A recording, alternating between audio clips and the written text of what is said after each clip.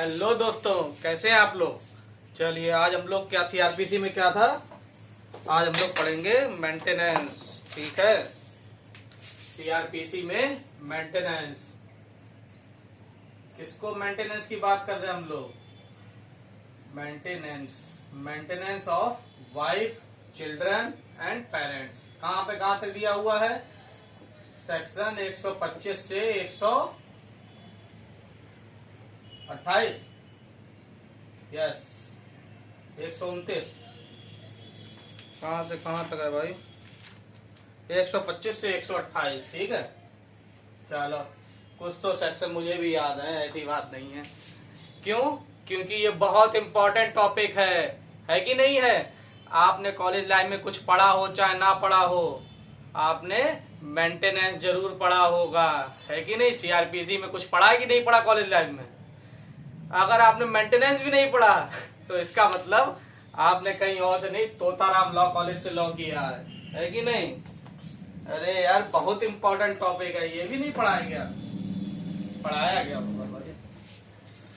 मैंने तो सीआरपीसी में अपने कॉलेज लाइफ में मुश्किल से 4 से 5 ही टॉपिक तैयार किए थे कि एग्जाम में आ गए तो लिख दूंगा।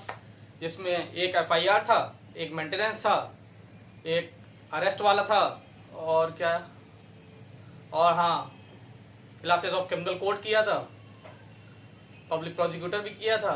बस यही 5-6 टॉपिक तैयार किए थे मैंने, ठीक है। और बस सीआरपीसी में और कुछ आता ही नहीं था, इतना ही आता था।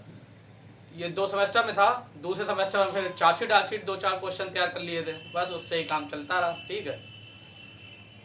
तो मेंटेनेंस क्या जानते हैं भैया मेंटेनेंस के बारे में। देखिए 125 वेरी इंपॉर्टेंट, अच्छे से समझिएगा। 125 बात करता है order of maintenance, order of maintenance. किसके लिए। देखो 125 क्या बोलता है कि any person who has sufficient means,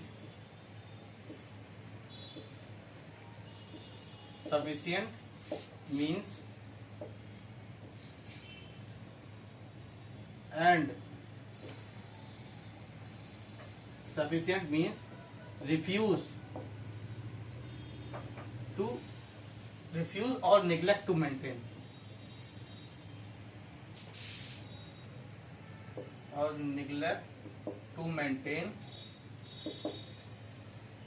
किसको, wife, legitimate and illegitimate children,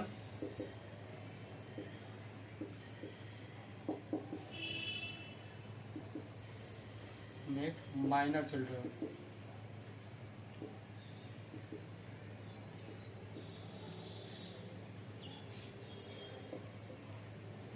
तीसरा क्या है, legitimate and illegitimate, major child who is because of physical or mental abnormal।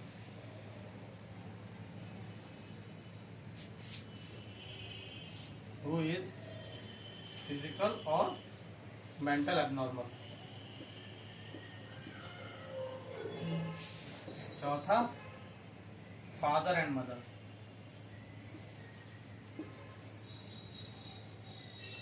अब क्या है भाई, फिर से पढ़ो।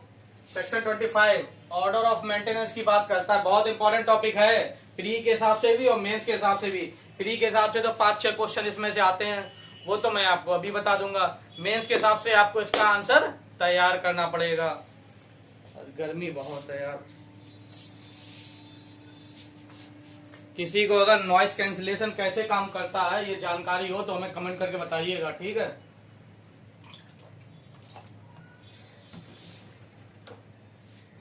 चलिए क्या बोल रहे थे हम लोग। सेक्शन 125 क्या बोलता है, ऑर्डर ऑफ मेंटेनेंस की बात करता है।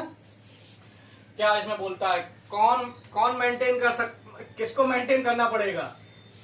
अरे किसको मेंटेनेंस देना पड़ेगा? एनी पर्सन, कोई भी पर्सन हो जिसके पास सफिशिएंट मीन्स हैं और वो रिफ्यूज कर रहा है या निग्लेक्ट कर रहा है टू मेंटेन, किसको? अपनी वाइफ को, या लेजिटिमेट या इलेजिटिमेट माइनर चिल्ड्रन को, लेजिटिमेट या illegitimate major child who is physically और मेंटल एबनॉर्मल, और फादर और मदर। ये चारों ही केस में, इन चारों ही केस में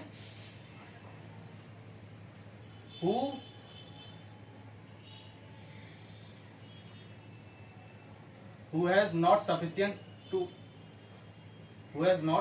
means to maintain, who has not sufficient means to maintain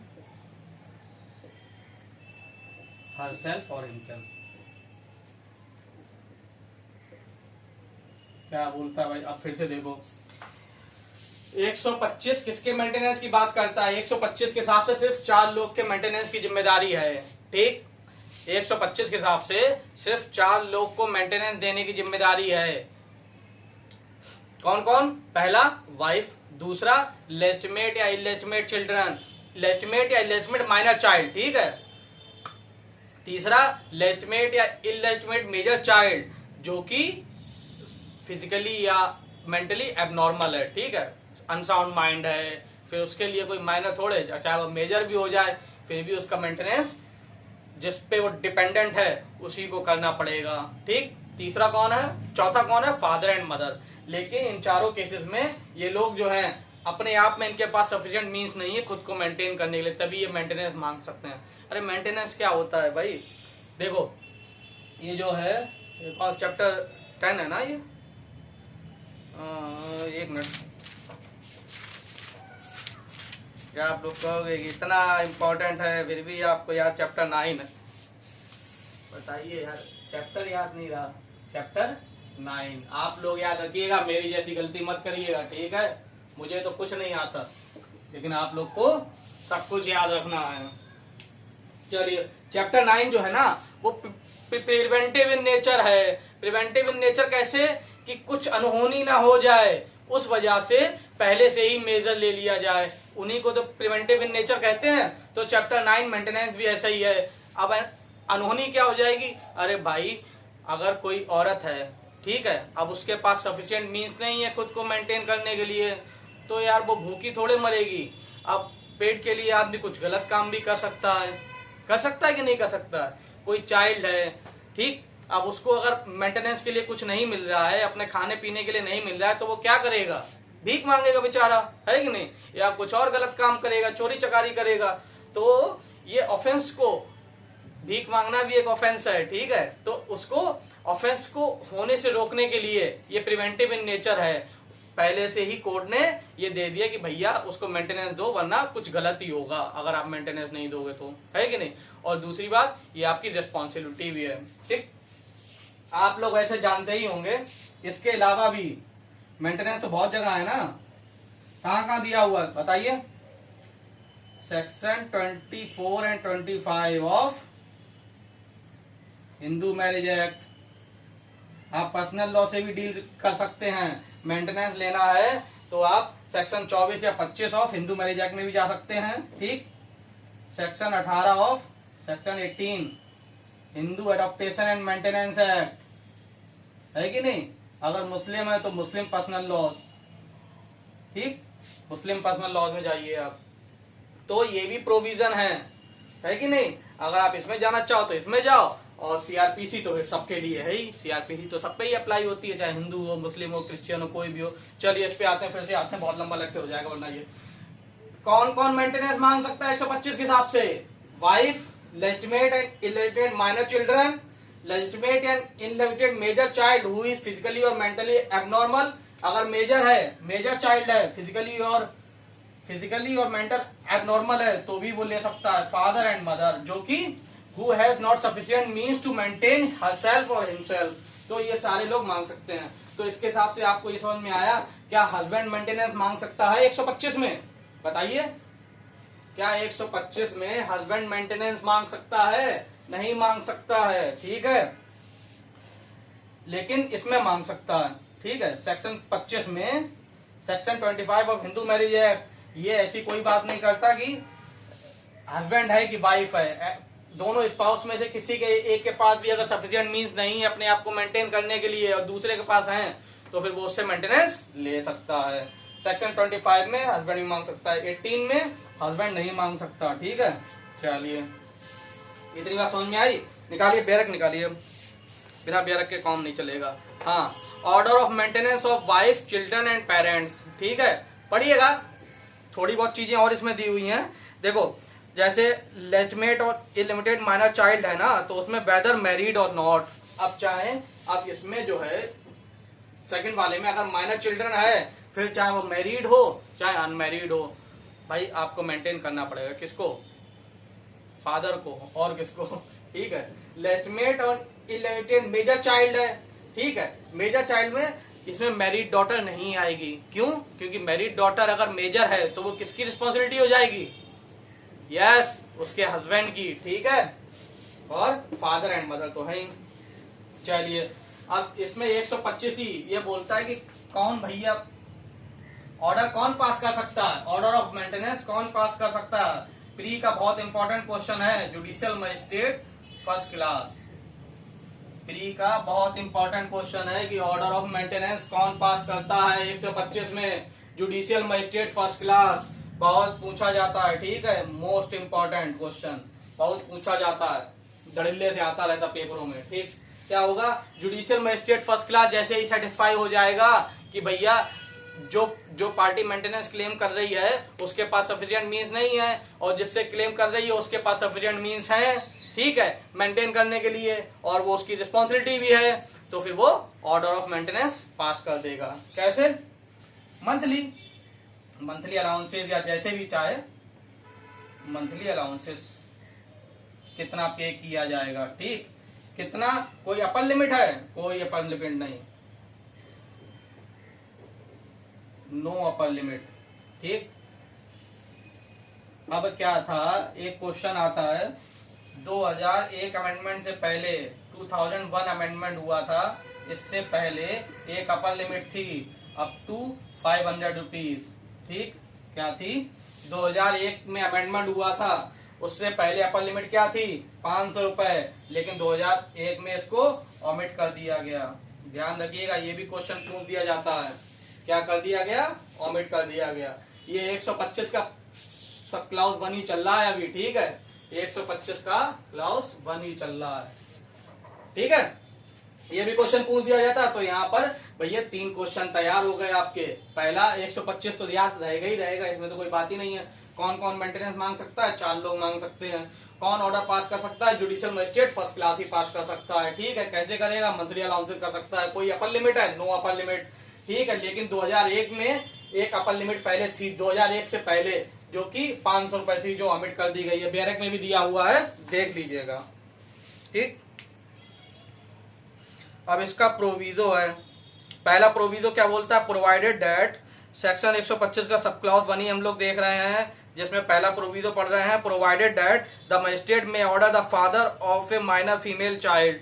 अब अगर कोई माइनर फीमेल चाइल्ड है जो कि मैरिड है, मैरिड माइनर फीमेल चाइल्ड है, ठीक है, तो अगर उसका हस्बैंड के पास सफिशिएंट मींस नहीं है तो कोर्ट फादर को बोल सकती कि आप अपनी माइनर फीमेल चाइल्ड को मेंटेन करें। ठीक है, चाहे वो मैरिड ही क्यों ना हो। पहला प्रोविजो ये बोलता है, समझ में आया?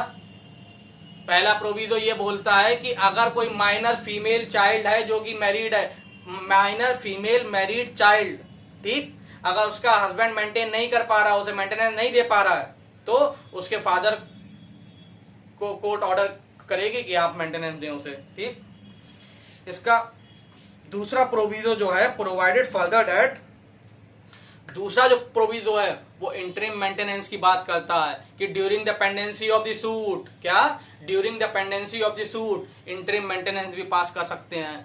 क्यों? अरे भैया अगर उसके पास सफिशिएंट मींस कुछ है ही नहीं, ठीक है, अगर मान लीजिए कोई वाइफ है, कोई औरत है, वो मेंटेनेंस मांग रही है अपने हस्बैंड से, तो कोर्ट में भी तो खर्चा होता है कि नहीं होता है?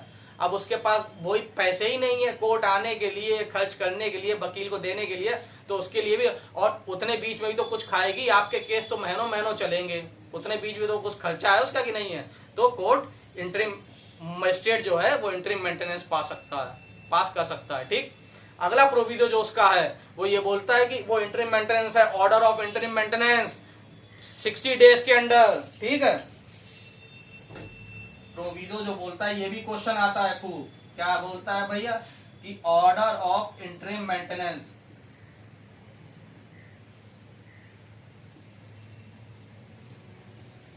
इंटरिम मेंटेनेंस जो है 60 डेज के अंदर पास हो जाना चाहिए।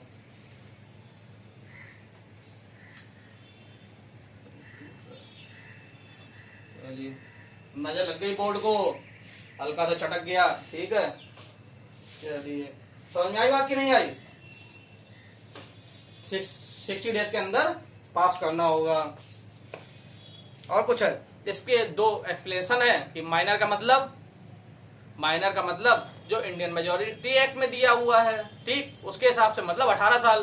ठीक, और वाइफ का मतलब अगली जो है कि wife include divorce wife who not remarry. ठीक है, मान लीजिए सिंपल सी बात है, वाइफ में वो भी औरत आ जाएगी जिसे आपने डाइवोर्स दे दिया है और उसने दूसरी शादी नहीं की है। ठीक, वो भी आपकी वाइफ है कि नहीं? अरे भाई वो किससे मेंटेनेंस लेगी? दूसरी शादी उसने की नहीं तो कौन रह गया उसका? आप ही हस्बैंड थे। अब जब तक वो दूसरी शादी नहीं कर रही है तो फिर वो आप मेंटेनेंस देंगे उसे। ठीक, एक्सप्लेनेशन 2 बोलता है इसका। एक्सप्लेनेशन बी, चलिए इसका सब क्लाउज 2 क्या बोलता है? 2 कुछ नहीं बोलता, ही बोलता है कि ऑर्डर ऑफ मेंटेनेंस कब से लागू होगा। ठीक है, या तो जो उस ऑर्डर में जो डेट लिखी होगी तब से, या जिस दिन वो ऑर्डर पास हुआ तब से। सिंपल सी बात है, क्या होगा कि ऑर्डर ऑफ मेंटेनेंस कब से चलेगा, उसमें या तो फिर मेंटेनेंस की डेट, ऑर्डर ऑफ मेंटेनेंस की डेट दी होगी। ठीक है, और अगर डेट नहीं दी है तो उसमें जिस दिन से ऑर्डर पास हुआ, जिस दिन ऑर्डर पास हुआ उस दिन से ऑर्डर ऑफ मेंटेनेंस माना जाएगा। चलिए 3 क्या बोलता है? 3 इंपॉर्टेंट बात बोलता है, इसको मिटाना पड़ेगा। 3, 4 और 5 लिख लिया? अरे लिख तो लोगे, पॉज कर लेना। अब ऑनलाइन पढ़ाने में यही तो होता है, लाइव पढ़ाने मतलब वैसे फिजिकली पढ़ाने में, ऑनलाइन पढ़ाने में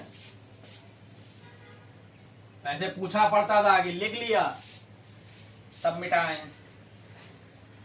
अब ऑनलाइन क्लास में तो भाई आपके हिसाब से है, जितने बार पॉज करना चाहें आप उतने बार पॉज करें।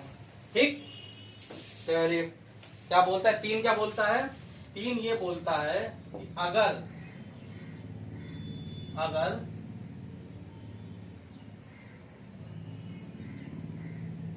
Person refuse the order of maintenance, yeah.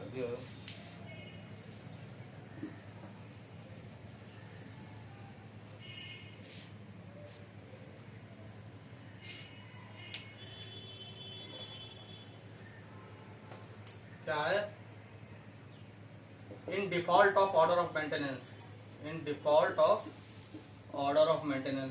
अब जिसके खिलाफ ऑर्डर ऑफ मेंटेनेंस पास हुआ है, ठीक, अब वो डिफॉल्ट कर रहा है, पैसे नहीं दे रहा है, तो क्या होगा? तो कोर्ट उसे 1 मंथ इम्प्रिजमेंट कर सकती है। ठीक, जुडिशियल मजिस्ट्रेट ऑर्डर पास कर सकता है 1 मंथ इम्प्रिजमेंट का। लेकिन इसका प्रोविजो है, क्या है प्रोविजो? प्रोविजो इसका ये है कि केस आपको विद इन 1 ईयर करना पड़ेगा। ठीक, विद इन 1 ईयर। ये दोनों ही पॉइंट याद रखिएगा।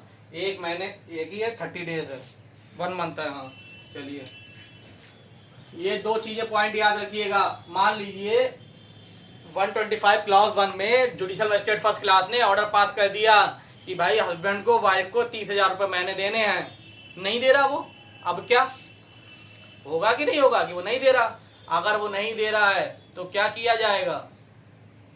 तो जज साहब जो है 1 महीने की उसे वारंट इशू कर देंगे, उसकी अरेस्ट कर लो जब तक वो पैसा नहीं दे रहा है। ठीक है, तब तक उसे जेल पे रखना, या मैक्सिमम पीरियड 1 मंथ। ठीक, फिर नहीं देगा फिर से ऑर्डर पास हो जाएगा। लेकिन इसका जो है विद इन 1 ईयर आपको केस फाइल करना पड़ेगा। इतनी बात समझ में आई?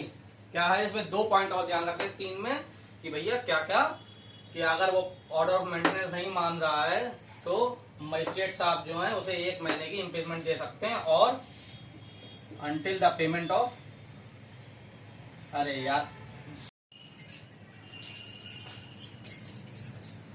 गर्मी इतनी ज्यादा है कि मैं सेक्शन 125 खत्म भी हो गया, ठीक है, मेरे हिसाब से मैंने लेक्चर पूरा ले लिया, लेकिन कैमरा ओवर हीट होके कब बंद हो गया मुझे पता ही नहीं चला।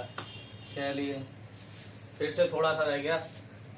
सब क्लाउज 4 और 5 मैंने पढ़ा दिए हैं अपने हिसाब से, और केसेस भी पढ़ा दिए थे, लेकिन कैमरा कब बंद हो गया पता ही नहीं चला मुझे। चलिए कोई नहीं, फिर से चालू करते हैं। क्या बोलता है 4 मोस्ट इम्पोर्टेंट, क्या बताता है, when wife is not entitled to maintenance, when wife is not entitled to maintenance. फिर से लिख रहा हूं ये सब, ठीक है। कब wife not entitled to maintenance है, कब उसे मेंटेनेंस नहीं मिलेगा, when she live in adultery, she live in adultery. Adultery को लेके जो नया जजमेंट आया है 2020 में, 19 में कि 20 में, 2019 में, कमेंट करके बताइएगा कौन सा है, ठीक है। केस का नाम C without sufficient ground, without sufficient ground live separately,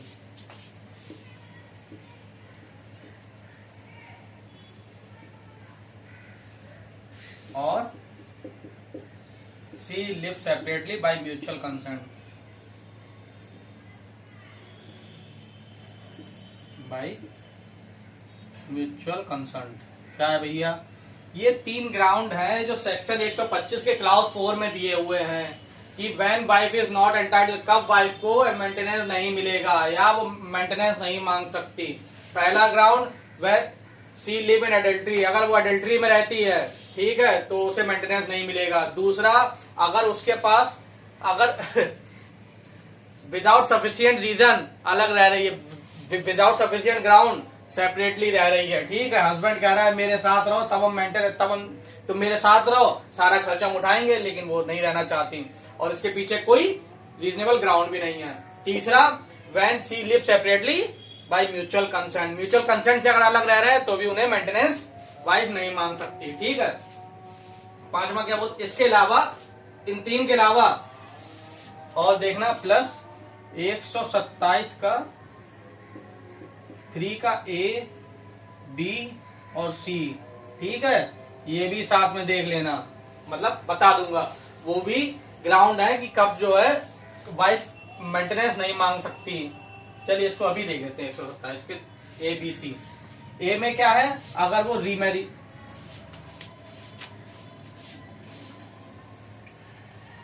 इन 3 ग्राउंड के अलावा अगर मेंस का आंसर होगा तो आपको और भी चीजें लिखनी पड़ेंगी। क्या लिखनी पड़ेंगी, 127 का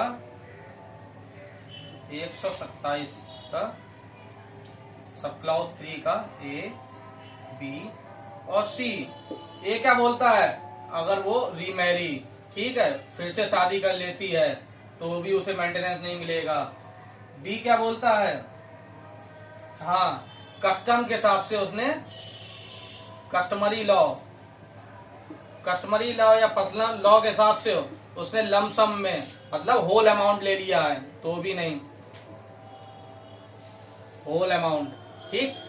अरे 127 ये सेक्शन 127 है, ठीक है। सेक्शन 127 में कुछ और ग्राउंड दिए हुए हैं जब wife is not entitled to maintenance. क्या क्या, पहला, जब वो दूसरी शादी कर ले उसके बाद से उसे मेंटेनेंस नहीं मिलेगा। दूसरा, कस्टमरी लॉ के हिसाब से उसने होल अमाउंट ले लिया है एक ही बार में, तो फिर उसे मेंटेनेंस नहीं मिलेगा।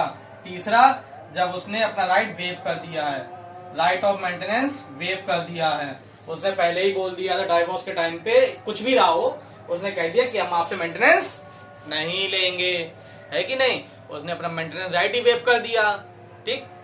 हर किसी को अपना भाई क्या फायदा है क्या नुकसान उसे खुद समझ में आता है। अगर आपने खुद ही वेव कर दिया फिर आप मेंटेनेंस नहीं मांग सकते। ये 127 के 3 राउंड हो गए, तो ये टोटल मिला के 6 हो जाएंगे। ठीक है, चलिए अब हम लोग उसी पे आ जाते हैं, इस पे 125 पे। क्या रह गया 125 में, भी बताइए क्या रह गया भैया? रह गया आपका 5 क्या बोलता है सब क्लाउज 125 और सब क्लाउज 5 ये बोलता है कि अगर कभी भी मजिस्ट्रेट को ऐसा लगता है, ठीक है, कि चेंज ऑफ सर्कमस्टांसेस हुआ है, कुछ भी हुआ है, तो उसके पास कैंसिल करने की भी ऑर्डर ऑफ कैंसिलेशन, ऑर्डर को कैंसिल करने की भी पावर है मजिस्ट्रेट के पास, ये सब क्लाउज 5 बोलता है। ठीक, हाँ, तो 125(5) क्या बोलता है कि मजिस्ट्रेट के पास पावर है कि अगर उसने कोई ऑर्डर ऑफ मेंटेनेंस पास कर दिया तो आगे चल के वो उसे कैंसिल भी कर सकता है। ठीक है, फॉर एग्जाम्पल जब ऑर्डर ऑफ मेंटेनेंस पास किया तब तो ऐसा कोई रीजनेबल ग्राउंड नहीं था, ठीक है, कि वो ना पास करे। बाद में क्या हुआ, वो अडल्ट्री में रहने लगी वाइफ, ठीक, जिसको मेंटेनेंस दिया जा रहा था, वो बाद में अडल्ट्री, ऑर्डर पास होने के बाद अडल्ट्री में रहने लगी, तो भी इस ग्राउंड पे आगे चल के कैंसिल हो सकता है। ठीक है, चलिए 125 हो गया, और तो कुछ है नहीं 125 में। समझ में तो आ ही गया होगा आपको। कुछ केसेस हैं, लीडिंग केसेस, वो देख लीजिएगा। ठीक है, केसेस कौन कौन से हैं बताए, मैं ऐसे ही दे रहा हूं। आप लोग जब अपना आंसर लिखिएगा तो उसमें उनको भी इंक्लूड करिएगा, या कोई भी आप आंसर उठाएंगे वो केसेस तो होंगे ही। ठीक है, केसेस हमेशा बहुत लीडिंग ही लिखा करिए। ठीक है, क्योंकि जो एग्जामिनर होता है वो ढूंढते ही वही केस है। ठीक है, या तो रिसेंट हो या लीडिंग हो। ठीक है, सबसे पहली बात तो आप पता ही होगा, मोहम्मद अहमद खान। ठीक है, मोहम्मद अहमद खान वर्सेस शाहबानो बेगम। क्या हुआ था इसमें? अरे भैया, इसमें ये बोला गया था section 125 apply to all irrespective of their religion. Apply to all, सबके ऊपर अप्लाई होता है, चाहे कोई भी रिलीजन का हो। ठीक है, और केस लिखिएगा अनंत रॉय वर्सेस क्या था, अनंत रॉय वर्सेस अनंत रॉय केस। ठीक है, देख लीजिएगा, मिल जाएगा आपको। लीडिंग केस है ये भी, पूरा केस ध्यान नहीं आ रहा है। अनंत रॉय केस क्या हुआ था इसमें ये बोला गया था कि second wife not entitle to maintenance. Second wife जो है मेंटेनेंस क्लेम नहीं कर सकती। सेक्शन 125 के हिसाब से लीगली वैलिड वाइफ होनी चाहिए। ठीक है, लीगली वैलिड वाइफ मतलब वैलिड मैरिज होनी चाहिए, लीगली वैलिड मैरिज होनी चाहिए। ठीक है, बात आई समझ में? कौन सा अनंत रॉय केस में क्या बोला गया था? Second wife not entitle to maintenance, second wife claim नहीं कर सकती मेंटेनेंस। ठीक है, और जो है वो लीगली वैलिड वाइफ होनी चाहिए। एक केस था चुनमुनिया वर्सेस वीरेंद्र कुमार सिंह कुशवाहा। वीरेंद्र कुमार कुशवाहा क्या हुआ था भाई इसमें ये हुआ था चुनमुनिया वर्सेस वीरेंद्र कुमार कुशवाहा में ये हुआ था कि अगर लिव इन रिलेशनशिप में रह रहे हैं, ठीक है, लिव इन रिलेशनशिप में कोई रह रहा है, ठीक, और वो इस तरीके से रह रहे हैं कि सोसाइटी की नजर में सोसाइटी को ऐसा लगता है कि दोनों हस्बैंड वाइफ हैं, तो फिर वो क्लेम कर सकती है। ठीक है, समझ में आई बात कि नहीं? बस इतना ही है, और अपनी ओर से एक दो केसेस और डाल दीजिएगा, और क्या, मुझे तो इतने ही याद आ रहे हैं। चलिए 126 का बताते हैं। 126 बताता है प्रोसीजर। 125 समझ में आए कि नहीं? समझ लीजिएगा भैया, बहुत इंपॉर्टेंट है मेंस में भी लिखने को, और प्री के हिसाब से भी। प्री के हिसाब से तो बता ही दिया क्या क्या चीजें हैं। ठीक है,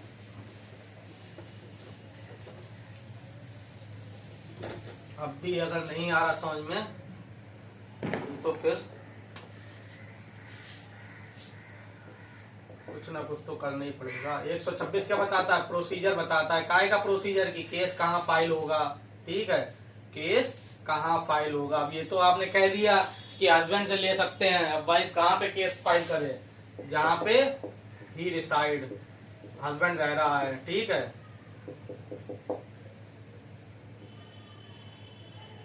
he with his wife,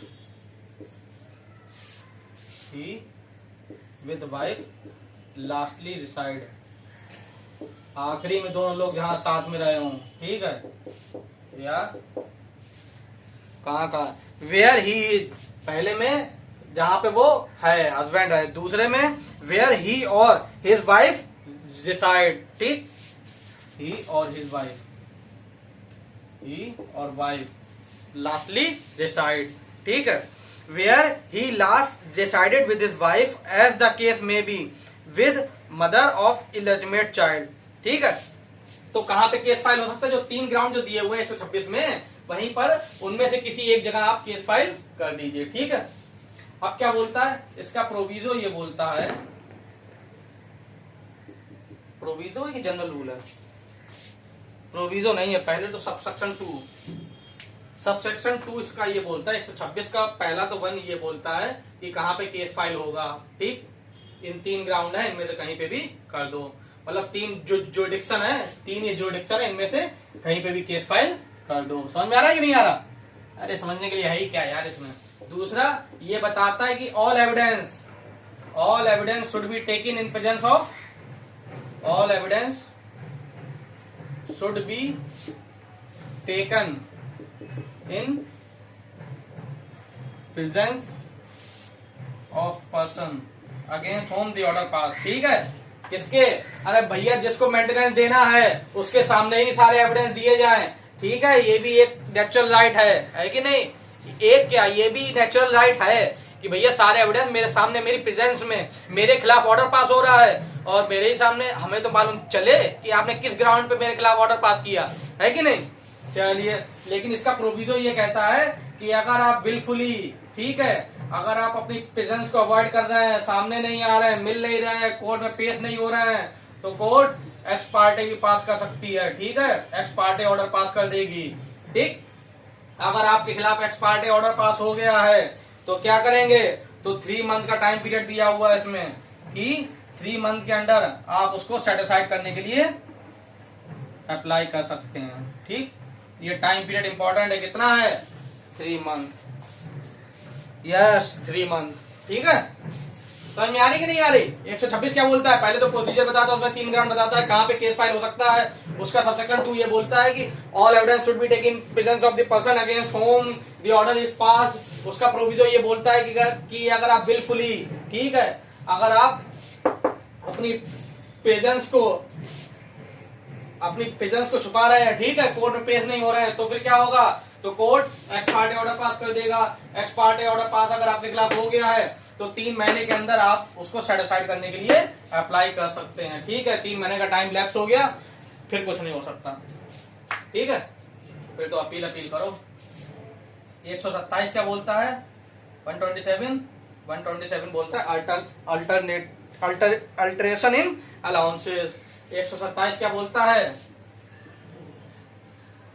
alteration in allowances.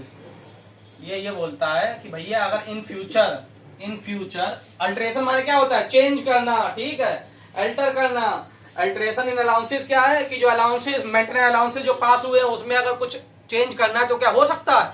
बिल्कुल हो सकता है, ठीक है। अगर सर्कमस्टांसेस चेंज होती हैं, ठीक है। अब मान लीजिए उस समय वाइफ ने जब मेंटेनेंस मांगा था तब तो उसके पास सफिशिएंट मींस नहीं था, बाद में उसकी नौकरी लग गई, है कि नहीं, उसने जुडिशरी क्वालिफाई कर लिया, ठीक है। या हस्बैंड क्या था उस समय हस्बैंड जब मेंटेनेंस दे रहा था तब वो एक एडवोकेट था, ठीक है, इतना उसकी इनकम नहीं थी, नया एडवोकेट था इमर्जिंग, ठीक है।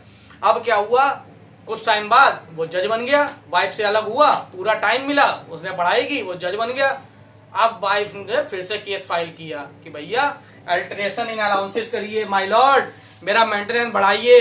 अब वो मेरा हस्बैंड जो है वो जज बन चुका है, ठीक। हो सकता है कि नहीं हो सकता? बिल्कुल हो सकता है। मतलब कि अगर दोनों के सोर्स ऑफ इनकम में किसी के में भी अंतर आता है, ठीक है, तो अल्टरेशन अलाउंसेस हो सकता है, ठीक। कोर्ट बाद में चेंज कर सकती है। इसी का सब क्लॉज 3 हम लोगों ने देखा ही था कि अल्ट्रेशन इन अलाउंसेस कब भी हो सकता है, कैंसिल भी हो सकता है पूरा मेंटेनेंस ऑर्डर। कैसे? उसने दूसरी शादी कर ली, ठीक है।